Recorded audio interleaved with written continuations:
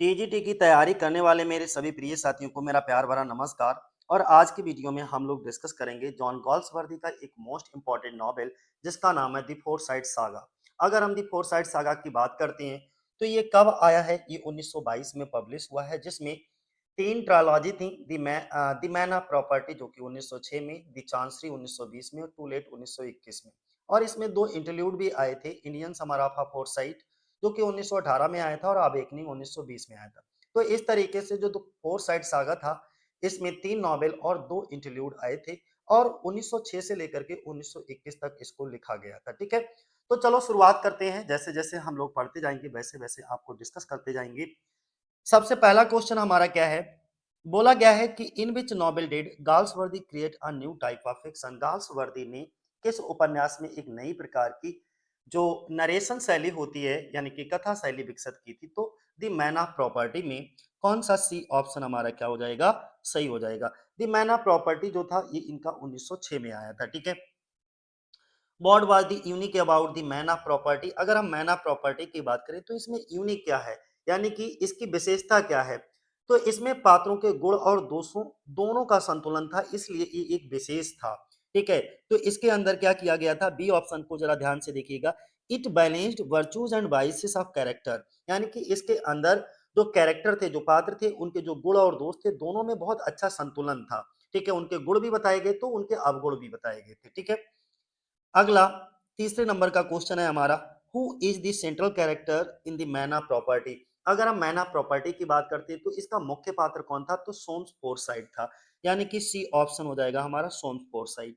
अगला क्वेश्चन है, who said he never learn to tell a good story, यानी कि he never learn to tell a good story, ये किसने कहा, तो डब्ल्यू जे लॉन्ग ने कहा था। सी ऑप्शन हो जाएगा हमारा, किसके द्वारा ये कमेंट किया गया था, डब्ल्यू जे लॉन्ग के द्वारा।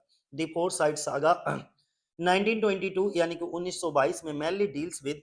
और अगर हम फोर साइड सागा की बात करें जो कि 1922 में आया, मुख्यतः किस विषय से संबंधित था, यानी कि इसमें किस चीज को दर्शाया गया था, तो जो मिडिल क्लास विक्टोरियन सोसाइटी थी उसके बारे में चर्चा की गई थी। सी ऑप्शन हो जाएगा हमारा। अगला, when dead Galsworthy right fiction. बोला गया है 6 नंबर पे कि गाल्सवर्दी ने फिक्शन कब लिखा था। तो फिक्शन कब लिखते थे ये बोला गया है, तो वो कब लिखते थे, इन द मॉर्निंग, सुबह के टाइम वो फिक्शन लिखते थे। ठीक है, बी ऑप्शन हो जाएगा हमारा। सुबह के टाइम जब ये फिक्शन लिखते थे तो ड्रामा कब लिखते थे, ड्रामा ये दोपहर में लिखते थे, यानी कि दोपहर बाद अपराह्न कह सकते हो। ठीक है, तो ये भी ध्यान बनाए रखना, फिक्शन सुबह में और ड्रामा कब लिखते थे, आफ्टरनून में। ठीक है, तो साथ में कौन सा हो जाएगा हमारा, सी ऑप्शन हो जाएगा। दोनों बातें आपको ध्यान बनाए रखना है। अगला क्वेश्चन है, what was his habit regarding novels. अगर हम नॉवेल्स के बारे में उनकी आदत क्या थी इसकी बात करें तो वे पुराने नॉवेल्स को नए नाटकों में बदल देते थे, ये इनकी बहुत अच्छी हैबिट थी। ये हमने जब बायोग्राफी पढ़ा रहे थे, इनके बायोग्राफी से रिलेटेड कुछ क्वेश्चंस करा रहे थे एमसीक्यूज, तो वहां पर भी ये पॉइंट हमने आपको समझाया था। अगला क्वेश्चन है हमारा, according to Galsworthy the role of a dramatist is to. अगर हम गाल्सवर्दी के अनुसार बात करें तो एक नाटककार का कार्य क्या है, तो नैतिकता को उजागर करना ही उसका मुख्य कार्य होता है। Bring moral to light, bring moral to light का मतलब होता है नैतिकता को उजागर करना, ब्रिंग आउट करना। अगला क्वेश्चन है, फॉर गॉल्सवर्दी, अगर हम गाल्सवर्दी की बात करें तो प्लॉट और स्टोरी एलिमेंट वाज। गाल्सवर्दी के अनुसार जो प्लॉट होती है इसका क्या महत्व है। ठीक है, तो गाल्सवर्दी के अनुसार प्लॉट का कोई महत्व नहीं है। ठीक है, no consequences of no consequences, तो ये सिर्फ गॉल्सवर्दी के अनुसार है। अगर शेक्सपियर के परिप्रेक्ष्य में देखोगे तो ये उल्टा हो जाता है। ठीक है, अगला क्वेश्चन है 11 नंबर पे, according to Galsworthy what should be taken taken care of, यानी कि टेक केयर ऑफ। गॉल्सवर्दी के अनुसार किस बात का ध्यान रखना चाहिए, तो चरित्र और क्रिया का। तो उन्होंने दो चीजों का ध्यान बताया कि प्लॉट इतना महत्वपूर्ण नहीं है बल्कि कैरेक्टर एंड एक्शन जो है इसको बहुत विशेष ध्यान दिया जाना चाहिए। अगला बोला गया है, what will take care of itself according to Galsworthy. Galsworthy के अनुसार क्या अपने आप में संभल जाएगा, तो अगर आप किस चरित्र और क्रिया की बात करते हैं तो डायलॉग अपने आप संवर जाएगा, ये उनका मानना था। ठीक है, बी ऑप्शन हो जाएगा। देखो, अगर आप कैरेक्टर और एक्शन का ध्यान देते हैं तो डायलॉग अपने आप संवरने लगते हैं। ऐसा कौन मानते थे, John Galsworthy. In his preface a play is described as, अगर हम प्रीफेस का मतलब होता है प्रस्तावना, यानी कि प्रस्तावना में नाटक को किस रूप में बताया गया है, तो मानव समूह का चित्र, यानी कि picture of the human heart. Heard means होता है कोई भी समूह, ठीक है, ये कलेक्टिव नाउन है। अगला क्वेश्चन हमारा क्या है, 14 नंबर पे बोला गया है the human heart is Galsworthy's preface refer to. बोला गया है ह्यूमन हार्ट का क्या अर्थ है, तो society's reaction toward an offender. Offender कौन होता है, अपराधी होता है, तो अपराधी के प्रति समाज की प्रतिक्रिया, यही ह्यूमन हार्ट का क्या है, मतलब है।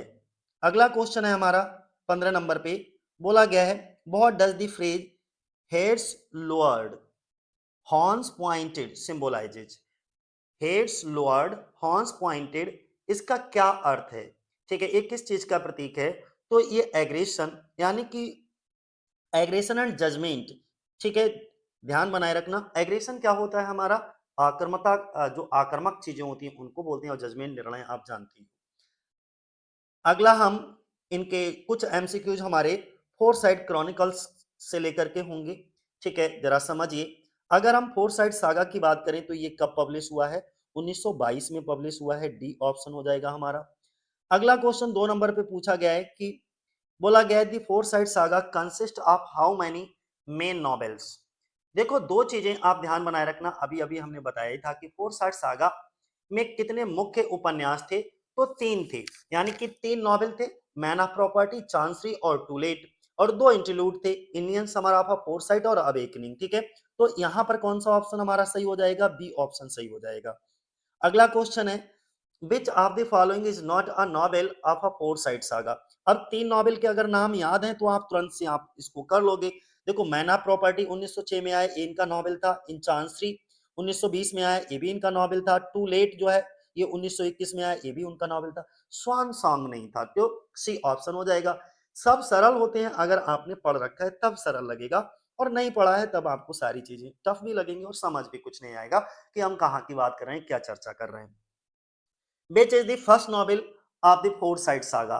तो देखो फोर साइड सागा का पहला उपन्यास कौन सा था, तो द मैन ऑफ प्रॉपर्टी था, इसी से फोर साइड सागा की शुरुआत हुई, जो कि 1906 में आया। सी ऑप्शन पर जाएंगे हम लोग। अगला 5वें नंबर का क्वेश्चन है कि which of the following are interludes in the Forsyte saga.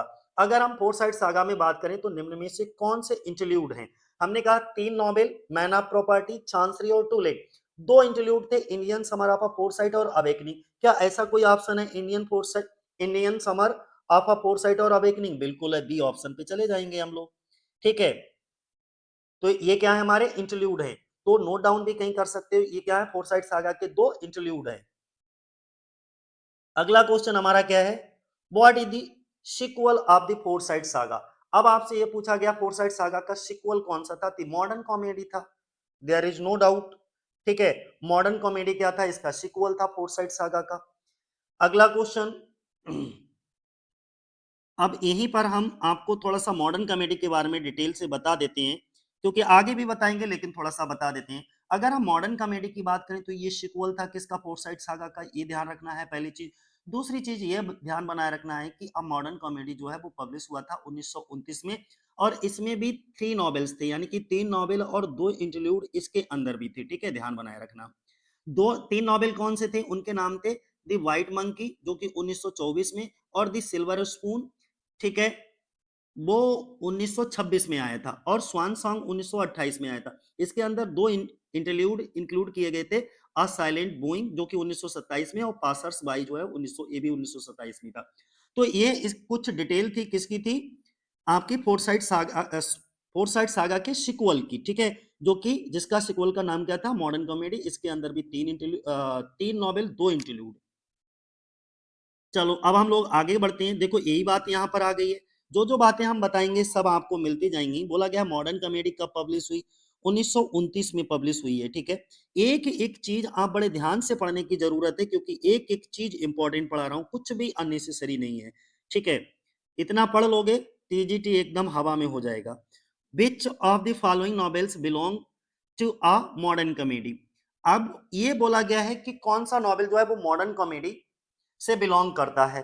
तो अब व्हाइट मंकी हमने क्या बोला था आपसे कि मॉडर्न कॉमेडी में भी 3 थे ना, दी व्हाइट मंकी, सिल्वर स्पून और स्वान सॉन्ग। व्हाइट मंकी 1924, ठीक है। तो कौन सा ऑप्शन हमारा हो जाएगा, बी ऑप्शन हमारा क्या हो जाएगा, सही हो जाएगा। अगला अगर हम बात करते हैं, which are the interludes in the modern comedy, modern comedy के इंटरल्यूड कौन कौन से हैं, तो दो इंटरल्यूड थे मॉडर्न कॉमेडी में भी, एक पासर्स बाई और साइलेंट बूइंग, ठीक है। इन दोनों को ध्यान बनाए रखना। अगर हम पासर्स बाई और साइलेंट बूइंग की बात करते हैं तो ये दोनों ही 1927 में आए थे, ठीक है। अगला क्वेश्चन क्या है हमारा, अगला क्वेश्चन है what is the third trilogy written by Galsworthy. अब देखो तीन ट्रायलॉजी लिखी गई थी, पहली ट्रायलॉजी कौन सी थी हमारी, फोरसाइट सागा, दूसरी ट्रायलॉजी का नाम क्या था, अ मॉडर्न कॉमेडी, एक तीसरी ट्रायलॉजी थी the end of the chapter करके, ठीक है, एंड ऑफ द चैप्टर, ध्यान बनाए रखना। तो सी ऑप्शन हो जाएगा हमारा the end of the chapter. तो जॉन गॉल्सवर्दी ने टोटल कितनी ट्रायलॉजी लिखी है, टोटल तीन ट्रायलॉजी लिखी है, ठीक है। अब निम्नलिखित में से एंड ऑफ द चैप्टर का भाग नहीं है। अब बताओ आप एक क्वेश्चन को देख करके, आंसर को देख करके माफ करना, कि which novel is not part of the end of the chapter, इसका मतलब कौन सा पार्ट नहीं है, ठीक है, एंड ऑफ द चैप्टर का। अब दी सिल्वर स्पून किस में आता है, भाई सिल्वर स्पून अभी अभी हमने आपको बताया था किस में आता है, ये मॉडर्न कॉमेडी में आता है। अब हम बात किसकी कर रहे हैं, एंड ऑफ द चैप्टर की बात कर रहे हैं, तो इसमें तो आता ही नहीं सिल्वर स्पून, ऐसे ही अलग हो गया। मैड इन बेटिंग है, फ्लोरिंग वाइल्डरनेस है और ओवर द रिवर, ये तीनों ही है नॉवेल, ठीक है। सिल्वर स्पून जो है वो इसका नहीं है तो नॉवेल 1926 में लिखा गया, लेकिन ये किसका हिस्सा है, अ मॉडर्न कॉमेडी का हिस्सा है, ध्यान बनाए रखना, ना कि एंड ऑफ द चैप्टर। और जबकि क्वेश्चन में पूछा गया एंड ऑफ द चैप्टर, ठीक है ना। तो कहीं कंफ्यूजन हो तो बोलते रहिएगा, कमेंट बॉक्स इसीलिए ओपन रहता है आपके लिए। The end of the chapter was published in, जो एंड ऑफ द चैप्टर था वो कब पब्लिश हुआ था, तो इनके मरने के बाद, मरणोपरांत, क्योंकि इनकी मृत्यु हो गई थी 1933 में, और एंड ऑफ द चैप्टर को पब्लिश कराया गया था 1934 में, तो पास्थमसली, पास्थमसली का मतलब होता है इनके मरणोपरांत, ठीक है ना। अब ध्यान बनाए रखना, ये जो जॉन गॉल्सवर्दी की तीसरी ट्रायलॉजी थी the end of the chapter, ठीक है, जिसमें हमने बताया था मेड इन बेटिंग जो कि 1931 में आया था, फ्लोरिंग वाइल्डरनेस 1932 में, ओवर द रिवर 1933 में, और इसको पब्लिश कराया गया था 1934 में इनके मरने के बाद। अब हमारा अगला मोस्ट इंपॉर्टेंट क्वेश्चन है जो कि मैं बार बार बोल रहा हूं कि विच is the correct chronological order of the trilogy, जो इनकी ट्रायलॉजीज थी उनका, भाई तीन ट्रायलॉजी लिखी थी ना, एक 1922 में आई, एक 1929 में आई, एक 1934 में आई। अब उन तीनों ट्रायलॉजीज का आपको क्रोनोलॉजिकल ऑर्डर लगाना है, ठीक है ना। क्रोनोलॉजिकल क्या होता है, सही क्रम लगाना है, पहले कौन सी आई, उसके बाद कौन सी आई, और सबसे लास्ट में कौन सी। तो मैंने कहा फोर साइड सागा कब आया, 1922 में, तो सबसे पहले तो ये आई होगी फोर साइड सागा। अब मॉडर्न कॉमेडी कब आया, मॉडर्न कॉमेडी आपकी आई थी 1929 में, तो दूसरे नंबर पे एंड ऑफ द चैप्टर 1934 में, इनके मरणों के बाद, मरणोपरांत यानी कि मरने के बाद। तो सी ऑप्शन हमारा क्या हो जाएगा, सही हो जाएगा। ये तीनों ट्रायलॉजीज किसके द्वारा लिखी गई, तीनों ट्रायलॉजीज किसके द्वारा लिखी गई भाई, जॉन गॉल्सवर्दी के द्वारा। फोर साइड सागा कब लिखी गई, कब पब्लिश हुई, 1922 में, अ मॉडर्न कॉमेडी 1929 में, the end of the chapter 1934 में, सब कहानी हो गई। अब एक चीज और यहां पर आपको समझा देता हूं, थोड़ा वीडियो लंबा हो जाएगा, हो जाने दो, मुझे कोई फर्क नहीं पड़ता है। अगर हम फोर साइड सागा की बात करें तो इसमें भी टोटल कितने कितने नॉवेल थे, तीन नॉवेल थे और दो इंटरल्यूड थे, सही बात है। अब हम किस पे जाते हैं, मॉडर्न कॉमेडी पर जाते हैं। मॉडर्न कॉमेडी में भी तीन नॉवेल दो इंटरल्यूड थे, लेकिन एंड ऑफ द चैप्टर में सिर्फ तीन नॉवेल ही हैं, कोई भी इंटरल्यूड नहीं है, ठीक है, सिर्फ तीन नॉवेल हैं, और तीनों नॉवेल के नाम थे maid in waiting, flowering wilderness और ओवर द रिवर, ठीक है। तो कोई कंफ्यूजन नहीं होना चाहिए। अगला हम बात करते हैं, और इतने मोस्ट इंपॉर्टेंट हैं, तुम्हें पूरे यूट्यूब भर में, ठीक है, इस तरीके के क्वेश्चंस फोर साइड सागा पर नहीं मिलेंगे, मिलेंगे बहुत पूरा भरमार है। मैं ये नहीं कहता कि किसी ने नहीं पढ़ा है, बड़े बड़े विद्वान लोग हैं यूट्यूब पर, मैं ऐसा नहीं बोल रहा हूँ, लेकिन ये है कि मोस्ट इंपॉर्टेंट जिनके आने की संभावना सबसे ज्यादा है, मैंने उनको सबसे पहले रखा है प्रायोरिटी पे, ठीक है। यानी कि इन क्वेश्चंस को आप तैयार करिए ही करिए, ठीक है। फिलहाल आपको अगर टीजीटी में सिलेक्शन लेना है तो ग्रामर के साथ, सॉरी, लिटरेचर के साथ साथ आपको ग्रामर भी, और ग्रामर में आप अपने वोकैब पोर्शन को बहुत ज्यादा मजबूत बनाइए, ठीक है।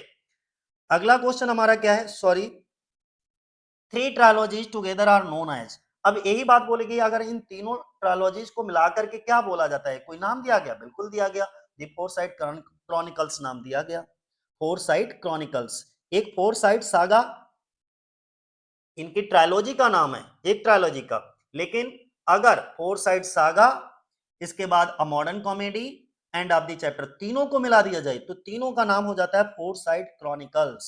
ठीक है, कंफ्यूज नहीं होना, नहीं तो फोर साइड सागा कोई फोर साइड क्रॉनिकल समझ लो, नहीं। अगला 15 नंबर का क्वेश्चन हमारा क्या है, 15 नंबर के क्वेश्चन में बोला गया है कि how many total trilogies from the Forsyte chronicles. अब देखो, टोटल ट्रायोलॉजीज की बात की गई है फोर साइड क्रॉनिकल्स, तो तीन ट्रायोलॉजी थी, तीनों के नाम आपको रटे हुए होना चाहिए। पहली ट्रायोलॉजी कौन सी थी हमारी, फोर साइड सागा, दूसरी कौन सी थी, अ मॉडर्न कॉमेडी, तीसरी कौन सी थी, एंड ऑफ द चैप्टर। यही तीनों ट्रायोलॉजी थी, तो टोटल ट्रायोलॉजी तुम्हें पता लग गई, तीन है। और इन तीनों ट्रायोलॉजीज को मिलाकर के क्या नाम दिया गया, द फोर साइड क्रॉनिकल्स। ठीक है नाम। अब हम फोर साइड सागा को थोड़ा सा डिटेल्ड देख लेते हैं। The Forsyte saga consist of, Forsyte saga के अंदर क्या क्या चीजें हैं आप बता दीजिए। यहाँ पर थ्री नॉवेल्स हैं, बिल्कुल सही बात है, टू इंटरल्यूड है। ठीक है, थ्री नॉवेल्स और टू इंटरल्यूड इसमें क्या करे गए हैं, इंक्लूड किए गए हैं। आगे अगर हम बात करते हैं, who is the central character of man, of the man of property. दूसरा क्वेश्चन कुछ इस तरीके से पूछा गया है कि ये जो मैन ऑफ प्रॉपर्टी है, इसका मुख्य पात्र कौन है, सेंट्रल कैरेक्टर कौन है, तो सोम्स फोरसाइट है इसका सेंट्रल कैरेक्टर, सी ऑप्शन हमारा हो जाएगा। अगला क्वेश्चन देखो, how does Soames Forsyte view himself. तीसरे नंबर पे बोला गया है सोम फोरसाइट स्वयं को कैसे देखता है, तो संपत्ति का मालिक समझता है, मैन ऑफ प्रॉपर्टी। ठीक है, कौन सा ऑप्शन हो जाएगा, बी ऑप्शन। अगला अगला बोला गया है, अगला क्वेश्चन पूछा गया है कि हु इज आयरीन फोरसाइट। अब देखो, ये बहुत फेमस कैरेक्टर है फोरसाइट सागा का, कि जो आयरीन फोरसाइट होती है वो कौन होती है, तो ये सोम्स की पत्नी दिखाई जाती है। तो ऐसा ऑप्शन सी में देखने को मिलता है, सोम्स वाइफ। ठीक है ना, सी ऑप्शन हो जाएगा। अगला क्वेश्चन है 5वें नंबर पे, आयरीन सोम्स को क्यों छोड़ देती है, तो why does Irene leave Soames, क्यों छोड़ देती है, he treats her as a property. वो इसलिए छोड़ देती है क्योंकि वो जो होता है सोम्स, वो उसके लिए एक प्रॉपर्टी की तरह यूज करता है, मतलब वह उसे संपत्ति की तरह मानता है। ठीक है, तो बी ऑप्शन हो जाएगा। अगला क्वेश्चन है, with home does Irene fall in love. और इसके बाद जो आयरीन होती है वो किसके प्रेम में पड़ जाती है, तो किससे, फिलिप बैशनोई होता है, तो उसके प्रेम में ये पड़ जाती है, फिलिप बैशनोई, फिलिप बॉसनई, सी ऑप्शन हो जाएगा हमारा। तो यहां पर ये विशेष ध्यान रखना, आयरीन जो है वो किससे प्यार करने लगती है, तो फिलिप से प्यार करने लगती है, फिलिप बॉसनई। अब ये फिलिप बॉसनई कौन है, तो ये एक आर्किटेक्ट दिखाया जाता है, फिलिप बॉसनई। ठीक है, कौन होता है, ये एक आर्किटेक्ट होता है, ध्यान बनाए रखना, आर्किटेक्ट कौन होता है, आर्किटेक्ट हम उसको कहते हैं वास्तुकार, यानी कि जो बिल्डिंग वगैरह बनाते हैं या कोई नक्शा वगैरह बनाने का काम करते हैं। अगला, हु इज जून फॉरसाइट। अब ये जून फॉरसाइट कौन है, तो यंग जॉयलन की बेटी का नाम है, यंग जॉयलन की बेटी, तो डॉटर ऑफ यंग जॉयलन। ये old Jolyon, James Forsyte, old Jolyon बड़ा भाई होता है, ठीक है, जिसने चाय के बागानों से बहुत सारा पैसा कमाया होता है। ठीक, अब वो यंग जॉयलन है, ये यंग जॉयलन की बेटी का नाम होता है जून फॉरसाइट। सबसे पहली मैरिज, और इसके बाद इंगेज हो जाती है आर्किटेक्ट से, फिलिप बासनोई जो कि होता है, और बाद में उसकी लवर बन जाती है, आयरिन जो है वो उसकी लवर बनती है। ठीक है, चलो आगे जैसे जैसे स्टोरी आएगी मैं आपको डिटेल करता रहूंगा, ऐसे बीच में बताऊंगा तो आपको कुछ क्लियर नहीं होगा। व्हाट हैपेंस टू बासनोई, अगर हम बासनोई के साथ क्या होता है उसकी बात करें, तो उसकी दुर्घटना में एक मृत्यु हो जाती है, तो he dies in an accident, C option. अब हम लोग इन चांसरी पर आधारित कुछ एमसीक्यूज हैं, इंपॉर्टेंट हैं, जो पूछे जा सकते हैं, उनको जरा डिस्कस कर लेते हैं। सबसे पहला क्वेश्चन है हमारा 10 नंबर पे, कि मेन थीम आपको बताना है ऑफ इंचांसरी एज। बोला गया कि इंचांसरी का मुख्य विषय क्या है, तो इसमें क्या दिखाया जाता है, मैरिटल डिस्कॉर्ड दिखाया जाता है। मैरिटल डिस्कॉर्ड क्या होता है, एक प्रकार का वैवाहिक संघर्ष होता है, तो सी ऑप्शन हमारा क्या हो जाएगा, सही हो जाएगा। ठीक है, अगला क्वेश्चन है, हु इज विनीफ्रेड। अगर हम विनीफ्रेड की बात करते हैं तो ये कौन है, ये सोम्स की बहन दिखाई जाती है। अगर हम पहले तो सोम फोर्साइट के बारे में समझ लो, ये जो सोम फोर्साइट होता है ये जेम्स और एमिली का बेटा दिखाया जाता है, जो कि आयरीन से शादी करता है और ये शादी अनहैप्पी रहती है। और बाद में ये जो पोप सोम फोर्साइट होता है वो यंग जॉयलन से शादी कर लेता है। अभी ऊपर हमने बताया था आपको यंग जॉयलन के बारे में। ठीक है, तो यंग जॉयलन कौन होती है, ये ओल्ड जॉयलन जो कि आर्टिस्टिक होता है और फ्री थिंकिंग सन होता है, और ये 3 बार शादी करता है। ठीक है, मैरिड 3 टाइम्स। इतनी बातें हमें समझ में आ गई, तो चलो आगे हम लोग बात करते हैं।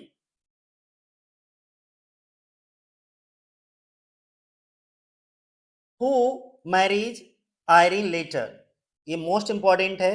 आयरीन से बाद में शादी कौन करता है, तो आयरीन बाद में किससे विवाह करती है, ये समझ लीजिएगा, यंग जॉयलन से। ठीक है, आयरीन बाद में किससे शादी करती है, यंग जॉयलन से। ठीक है, किससे शादी करती है, फिर से समझ लो, यंग जॉयलन से। अगला क्वेश्चन क्या है हमारा, who is the child of Irene and young Jolyon. अच्छा, जब इनकी शादी हो जाती है आयरीन और यंग जॉयलन का, तो इनका एक बच्चा होता है, उस बच्चे का नाम होता है जॉन फॉरसाइट। ठीक है, क्या नाम होता है, जॉन फॉरसाइट, बी ऑप्शन हो जाएगा हमारा। Who does sorry whom does Soames marry after Irene. बोला गया है, सोम्स आयरीन के बाद विवाह किससे करता है, तो जो सोम्स होता है वो आयरीन के बाद किससे विवाह करता है, एनिट से। 14 नंबर का कौन सा ऑप्शन हो जाएगा, बी ऑप्शन हो जाएगा हमारा, unit. Who is floor foresight. अगर हम फ्लोर फोरसाइट की बात करें तो ये कौन है, तो ये सोम्स और एनिट की बेटी होती है। ध्यान बनाए रखना, सी ऑप्शन हो जाएगा। अगला टू लेट के कुछ इंपॉर्टेंट क्वेश्चन है, जरा इन्हें समझ लो। Who falls in love too late. Too late में कौन प्रेम करता है, तो फ्लेयर और जॉन एक दूसरे को प्रेम करते हुए दिखाए जाते हैं, बी ऑप्शन हो जाएगा हमारा। 7वें नंबर का क्वेश्चन है, फ्लेयर और जॉन अलग क्यों हो जाते हैं, बाद में ये अलग हो जाते हैं, सेपरेट हो जाते हैं, तो क्यों सेपरेट हो जाते हैं, फैमिली अपोजिशन के कारण, जो पारिवारिक विरोध होता है उसके कारण ये दोनों अलग हो जाते हैं। अगला question, where does Jon go at the end. बोला गया है 18 नंबर पे कि अंत में जॉन कहाँ चला जाता है, तो वो कनाडा चला जाता है, सी ऑप्शन हो जाएगा हमारा। अगला, होम डज फ्लोर मैरी। और इसके बाद जो फ्लोर होती है वो किससे विवाह करती है, तो माइकल मॉन्ट से विवाह करती है। ठीक है, किससे विवाह करती है, माइकल मॉन्ट, सी ऑप्शन हो जाएगा हमारा। अगला क्वेश्चन है, what is Soames condition at the end. 20 number पे बोला गया है कि अंत में सोम्स की स्थिति क्या होती है, तो अकेला और पछतावा करता हुआ रहता है, यानी कि अकेला बचता है और रिग्रेटफुल और अपनी गलतियों पर बहुत ज्यादा पछता रहा होता है। अब थोड़े इंटरल्यूड के बारे में समझ लीजिए इसकी। बोला गया है and sorry in Indian summer of a foresight who becomes close friend. अगर हम बात करें Indian summer of a foresight में कौन घनिष्ठ मित्र बनते हैं, तो आयरन और ओल्ड जाइलन जो होते हैं वो क्या बन जाते हैं, घनिष्ठ मित्र बन जाते हैं, बहुत अच्छे दोस्त बन जाते हैं। Who leaves money to iron in his will. Bill का मतलब यहाँ पे वसीयत है, यानी कि कौन अपनी वसीयत में आयरीन को धन देता है, तो ओल्ड जाइलन देता है उसको, सी ऑप्शन हो जाएगा, ओल्ड जाइलन। अगला 23 नंबर का question, who becomes the trustee of the money.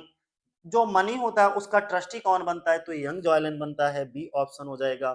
अगला, व्हाट हैपेंस टू ओल्ड जॉयलन। अगर हम बात करें ओल्ड जॉयलन के साथ क्या होता है, तो अंत में उसकी मृत्यु हो जाती है, यानी कि ही डाइज, वो मर जाता है। अगला, अवेकनिंग, जो अवेकनिंग इंटरल्यूड है वो फोकसेस ऑन, वो किस पर फोकस करता है, अवेकनिंग किस पर केंद्रित है, तो जॉन फोरसाइट के बचपन पर केंद्रित है, यानी कि childhood of Jon Forsyte. Jon Forsyte is shown as, अगर हम बात करें जॉन फोरसाइट को कैसे दिखाया गया है, तो आदर्श और प्रेमपूर्ण बच्चा दिखाया गया है, लव्ड चाइल्ड दिखाया गया, आइडेलिक। आइडेलिक का मतलब होता है आदर्श। अगला, मैन ऑफ प्रॉपर्टी पर देख लीजिए, the Forsyte saga was published in. Four side saga कब पब्लिश हुआ है, तो 1922 में ये पब्लिश हुआ है। Four side saga consist of, इसमें टोटल 3 नॉवेल्स और 2 इंटरल्यूड कंसिस्ट हैं। ठीक है, अगला क्वेश्चन है, in which of in sorry which is the first novel of Forsyte saga. Forsyte saga का पहला नॉवेल कौन सा है? तो सबसे पहला उपन्यास द मैन ऑफ प्रॉपर्टी है, जो कि 1906 में आया है। The man of property was published in, कब पब्लिश हुआ है? तो 1906 में इसको पब्लिश कराया गया। Initially the man of property was published in, अगर हम इनिशियली का मतलब होता है प्रारंभ में, मैन ऑफ प्रॉपर्टी किस रूप में प्रकाशित हुआ था? तो एक स्वतंत्र उपन्यास के रूप में, स्टैंड अलोन नॉवेल के रूप में, यानी कि एक स्वतंत्र उपन्यास के रूप में इसको पब्लिश कराया गया था। इसके बाद the latter success of the Forsyte saga led Galsworthy to win Nobel prize. बोला गया फोर साइड सागा की सफलता के कारण गॉल्सवर्दी को कौन सा पुरस्कार मिला था? तो इनको नोबेल प्राइज से नवाजा गया था 1932 में, और 33 में इनकी मृत्यु हो गई थी। ठीक है, अगला, Galsworthy receive the Nobel prize in 1932। अगर गॉल्सवर्दी की बात करें तो इन्होंने नोबेल प्राइज जो है वो 1932 में रिसीव किया। अगला क्वेश्चन है हमारा, who is the old old sorry who is the eldest brother among the old Forsyte. पुराना जो ओल्ड फोर साइड था उसमें सबसे बड़े भाई कौन थे? तो ओल्ड जॉयलन थे, वो सबसे बड़े भाई थे। सी ऑप्शन हो जाएगा। ओल्ड जॉयलन मेड हिज फॉर्चून इन, अगर हम ओल्ड जालन की बात करें तो इसने अपनी संपत्ति कैसे बनाई? तो टी यानी कि चाय से। अगला क्वेश्चन है, James foresight was a, James foresight क्या थे? तो एक सॉलिसिटर थे। बी ऑप्शन हो जाएगा। Who is James foresight wife, अगर हम जेम्स फोरसाइट की वाइफ की बात करें, पत्नी की बात करें, तो कौन होती है? एमिली, इमली होती है। एमिली जो है वो उसकी पत्नी दिखाई जाती है। अगला, who is James twin brother, James का जुड़वा भाई कौन है? तो जेम्स का जुड़वा भाई स्वीथिन दिखाया जाता है। स्वीथिन, सी ऑप्शन हो जाएगा हमारा। अगला, स्वीथिन इज डिस्क्राइब्ड एज, अगर हम स्वीथिन की बात करें तो इसको डिस्क्राइब किया गया है, जेम्स का ट्विन ब्रदर है, अरिस्टोक्रेटिक है, ठीक है, प्रिटेंशंस बैचलर। तो क्या आ गया, या बैचलर विद अरिस्टोक्रेटिक प्रिटेंशंस, यानी कि बैचलर है और बहुत दिखावा करने वाला एक अविवाहित व्यक्ति कह सकते हो। अगला, who is called the most cautious man in England, England का सबसे सावधान व्यक्ति किसे कहा गया है? टिमोथी को बोला गया है सबसे सावधान व्यक्ति। अगला क्वेश्चन होता है हमारा, who is known as the original Forsyte, original Forsyte किसे कहा गया? रोजर को बोला गया ओरिजिनल फोरसाइट। अगला क्वेश्चन है 16 नंबर पे, who is the wealthiest in the Forsyte family, Forsyte परिवार में सबसे अमीर कौन है? तो वो निकोलस दिखाया जाता है सबसे अमीर व्यक्ति। Who is the eldest female member of the family, परिवार की सबसे बड़ी महिला सदस्य कौन है? तो आंट एन दिखाई जाती हैं। सी ऑप्शन हो जाएगा हमारा। Hester is described as, Hester को डिस्क्राइब किया गया अविवाहित वृद्धा के रूप में, यानी कि ओल्ड मेड के रूप में। सी ऑप्शन हो जाएगा। हेस्टर जो है ओल्ड मेड दिखाई जाती है। अगला क्वेश्चन है 19 नंबर पे, who is the married sister among the old foresight, old foresight में विवाहित बहन कौन है? तो सूजन दिखाई जाती है, सूसन, यानी कि बी ऑप्शन हो जाएगा हमारा। अगला, यंग जॉयलन इज, अगर हम यंग जॉयलन की बात करें तो an artistic and free thinking son दिखाया जाता है, कलात्मक और स्वतंत्र विचारों वाला पुत्र होता है। अगला, young Jolyon is the son of, young Jolyon जो है वो किसका बेटा होता है? यंग जॉयलन किसका पुत्र होता है? तो ओल्ड जॉयलन का पुत्र दिखाया जाता है। अगला क्वेश्चन है 22 नंबर पे, यंग जॉयलन वाज मैरिड, तो यंग जॉयलन ने कितनी बार शादी की? 3 टाइम्स, 3 बार शादी की। Which interludes, which interlude belong to the Forsyte saga, इनमें से कौन सा इंटरल्यूड फोरसाइट सागा का है? तो Indian summer of a foresight, ये जो है वो किसका है? फोरसाइट सागा का है। ठीक है, ध्यान बनाए रखना 23 नंबर का। अब हम बाकी ऑप्शन भी आपको डिस्कस कर देते हैं। अगर हम स्वान सॉन्ग की बात करें तो स्वान सॉन्ग क्या था? ये 1928 में आया था और अ मॉडर्न कॉमेडी का एक नॉवेल था। ठीक है, नॉवेल था, ध्यान बनाए रखना। Indian summer of a foresight, ये फोरसाइट सागा का इंटरल्यूड है। इसके साथ में एक आया था अवेकनिंग। ये summer of a foresight, Indian summer of a foresight 1918 में आया था और अवेकनिंग आया था 1920 में। फोरसाइट सागा के दो इंटरल्यूड थे। तो इंटरल्यूड ही पूछा गया हमसे, कौन सा इंटरल्यूड है फोरसाइट सागा का? तो बी ऑप्शन हो गया। ठीक है, अब हम वाइट मंकी के बारे में भी बता देते हैं। वाइट मंकी जो है ये भी अ मॉडर्न कॉमेडी का क्या है, नॉवेल है, जो कि 1924 में आया है। ठीक है, वाइट मंकी। अब हम ओवर द रिवर, ये तो सब जानते होंगे। ओवर द रिवर जो है वो जो तीसरी ट्रायलॉजी थी इनकी, the end of the chapter, ठीक है, उसका नॉवेल है ओवर द रिवर, जो कि 1933 में आया था। ठीक, हमने सारी बातें बता दी, आपको समझ भी आ गया होगा। अगला बोला गया है कि which of the following is not part of the Forsyte saga, निम्न में से कौन द फोर्साइट सागा का भाग नहीं है। तो देखो, फोर्साइट सागा की अगर हम बात करें तो man of property Forsyte saga है। ठीक है, टू लेट, ये भी फोर्साइट सागा का भाग है। इन चांसरी, ये भी फोर्साइट सागा। यानी कि ये तीनों के तीनों, इन चांसरी, टू लेट और मैन ऑफ प्रॉपर्टी, तीनों नॉवेल हैं। लेकिन दी वाइट मंकी ये फोर्साइट सागा का हिस्सा नहीं है। तो फिर किसका हिस्सा है? अब वाइट मंकी जो है 1924 में है, और अब मॉडर्न कॉमेडी उसका हिस्सा है, मॉडर्न कॉमेडी का ये हिस्सा है। तो सी ऑप्शन हमारा हो जाएगा, ये फोर्साइट सागा का पार्ट नहीं है। इजी इजी और इंपॉर्टेंट क्वेश्चन थे, ध्यान समझना। अब हम फोर्साइट सागा के जो कैरेक्टर्स बैकग्राउंड पर आधारित एमसीक्यूज हैं उनको डिस्कस कर लेते हैं। ठीक है, मुझे नहीं लगता कि इसके बाद आपका कोई कंफ्यूजन रहेगा, रहना तो नहीं चाहिए। ठीक है, जितने इंपॉर्टेंट मुझे लगे उतने हमने डिस्कस कर दिए। अगला, हु इज सोम्स फोरसाइट, ये सोम्स फोरसाइट कौन है? तो अगर हम सोम्स फोरसाइट की बात करें तो ये जेम्स और एमिली का बेटा दिखाया जाता है। ऐसा ऑप्शन बी है हमारा, जेम्स और Emily son. Who later marriage young Jolyon, बोला गया है बाद में यंग जॉयलन से कौन विवाह करता है? तो आयरीन करती है। सी ऑप्शन हो जाएगा हमारा।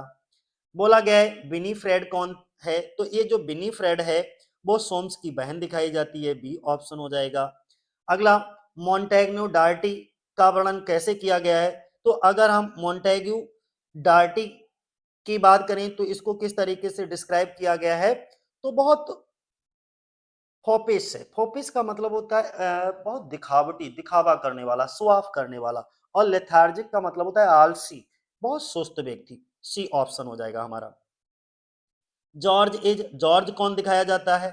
अगर हम जॉर्ज की बात करें तो ये कौन होता है? ये रोजर का बेटा दिखाया जाता है। ठीक है, रोजर सन। बी ऑप्शन हो जाएगा हमारा। अगला क्वेश्चन है, बोला गया है कि फ्रांसी को किस रूप में जाना जाता है? तो जो फ्रांसी होती है उसको इमेंसिपेटेड फ्रॉम गॉड, यानी कि इमेंसिपेटेड का मतलब होता है मुक्त हो जाना, ईश्वर से मुक्ति के रूप में, यानी कि इमेंसिपेटेड फ्रॉम गॉड। अगला, जून इज एंगेज टू, बोला गया है सातवें पे जून की सगाई किससे होती है? तो फिलिप बैसनोई से होती है। सी ऑप्शन हो जाएगा हमारा। अगला क्वेश्चन है हमारा, बैसनोई इज अ, बैसनोई क्या है? तो ये एक आर्किटेक्ट दिखाया जाता है। बी ऑप्शन हो जाएगा। अगला, Jolly dies due to, Jolly की मृत्यु कैसे होती है? तो एंटेरिक, एंटेरिक फीवर से होती है। ठीक है, बुखार होता है एक प्रकार का। अगला क्वेश्चन है हमारा, John is the son of, John किसका पुत्र है? तो ये यंग जॉलन और आयरीन का बेटा दिखाया जाता है। J O N, John. Fleur is the daughter of, ये फ्लर किसकी पुत्री दिखाई जाती है? किसकी बेटी होती है? तो सोम्स और एनिट की बेटी होती है। अगला क्वेश्चन क्या है, फ्लोर लेटर मैरिज, ये जो फ्लोर होती है वो बाद में किससे शादी, किससे विवाह करती है? तो माइकल मॉन्ट से विवाह करती है। सी ऑप्शन हो जाएगा हमारा। ठीक है, वॉल मैरिज, ये किससे शादी कर लेता है? वॉल किससे विवाह करता है? तो हॉली से विवाह करता है। क्योंकि इसमें कई कैरेक्टर होते हैं, जून होता है, Jolly, Holly, Jon, Fleur, Val, Imogen, ये बहुत कैरेक्टर होते हैं, George, Francie, Winifred, Soames Forsyte, young Forsyte, young Jolyon, Jolyon Forsyte, young Forsyte की तरफ से होती है।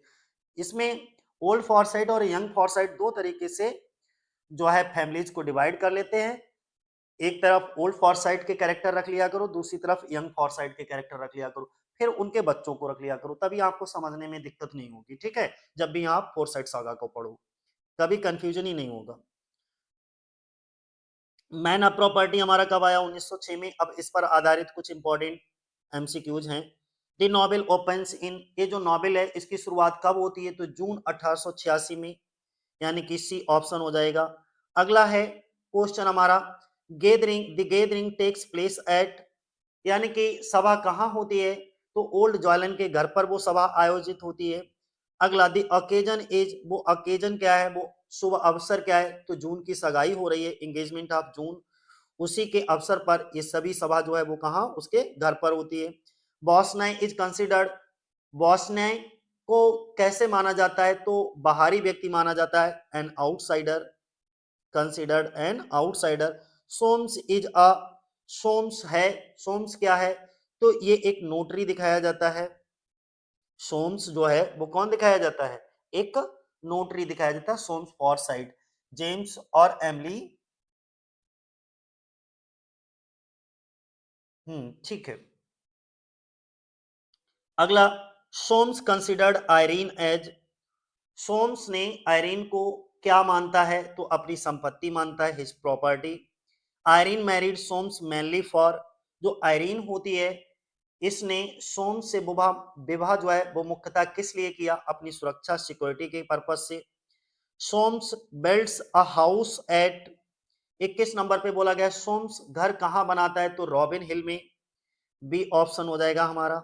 Irene false in love with, Irene जो होती है वो किससे प्रेम करती है, तो बॉसनी से प्रेम करने लगती है।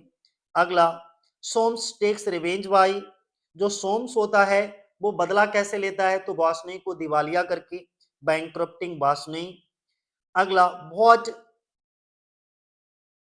ट्रेजिक, क्या लिखा है, बहुत tragic event happens to Bosinney, Bosinney के साथ कौन सी दुखद घटना होती है, तो उस दुखद घटना में, बल्कि उस दुर्घटना में उसकी मृत्यु भी हो जाती है, तो एक्सीडेंटल डेथ। अब इंडियन ऑन इंडियन समाराफा फोर्थ साइड पर आधारित कुछ मोस्ट इंपॉर्टेंट एमसीक्यूज देख लो जो कि एग्जाम में पूछे जा सकते हैं। Who become close friend to Irene, Irene के करीब कौन आता है, तो ओल्ड जॉयलन, बी ऑप्शन होगा हमारा। Who become trustee of Irene's money, बोला गया है आयरीन के धन का ट्रस्टी कौन बनता है, तो यंग जॉयलन बनता है, सी ऑप्शन हो जाएगा हमारा। ओल्ड जॉयलन डाइज, जो ओल्ड जॉयलन होता है उसकी मृत्यु कहाँ होती है, तो उसकी मृत्यु एक ओक पेड़ के नीचे हो जाती है, अंडर एन ओक ट्री। इन चांसरी को जरा समझ लो, जो कि 1920 में आया है, ठीक है। इन चांसरी, ये भी इनका क्या था, इन चांसरी इनका एक नॉवेल था, ध्यान बनाए रखना। इन चांसरी क्या था, इनका एक नॉवेल था, फोर साइड सॉगा का, the man of property, in chancery और टू लेट, ठीक है, ये तीन नॉवेल थे। अगला बोला गया है द टाइटल रेफर टू, ये जो टाइटल है इन चांसरी, तो कोड ऑफ चांसरी इस चीज को रेफर करता है, ठीक है। कोड ऑफ चांसरी समझते हो, न्यायालय। अगला, सोम्स रिफ्यूजेस टू, बोला गया है कि सोम्स किससे इनकार करता है, तो आयरीन को तलाक देने से इनकार करता है, डायवोर्स आयरनी, आयरीन, वो कहता है कि मैं आयरीन को तलाक नहीं दूंगा। आयरीन इनहेरिटेड, इनहेरिट्स, अब 30 नंबर पे है कि आयरीन को कितनी विरासत में कितने डॉलर मिलते हैं, तो 15,000 डॉलर मिलते हैं, ठीक है, सी ऑप्शन हो जाएगा हमारा। हु मैनेजेस आयरीन्स फाइनेंसेस, 31 नंबर पे बोला गया है कि आयरीन के धन का प्रबंधन कौन करता है, तो यंग जॉयलन करता है, बी ऑप्शन हो जाएगा हमारा। अगला, हु डाइज, कौन मर जाता है, इन दी साउथ अफ्रीकन बार, साउथ अफ्रीकन बार में कौन मरता है, तो जॉली मरता है, बी ऑप्शन। आयरीन किससे विवाह करती है, आयरीन मैरिज, आयरीन जो है वो शादी करती है यंग जॉयलन से, सी ऑप्शन हो जाएगा। अगला क्वेश्चन है सोम्स सेकेंड वाइफ, सोम की दूसरी पत्नी कौन होती है, तो सोम की दूसरी पत्नी एनेट बनती है।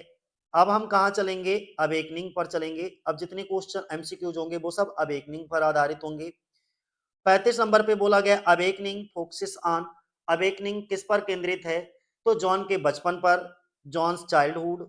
अगला, जॉन्स चाइल्डहुड एज, जॉन का चाइल्डहुड क्या है, आइडेलिक है, आइडेलिक का मतलब बहुत आदर्श दिखाया जाता है।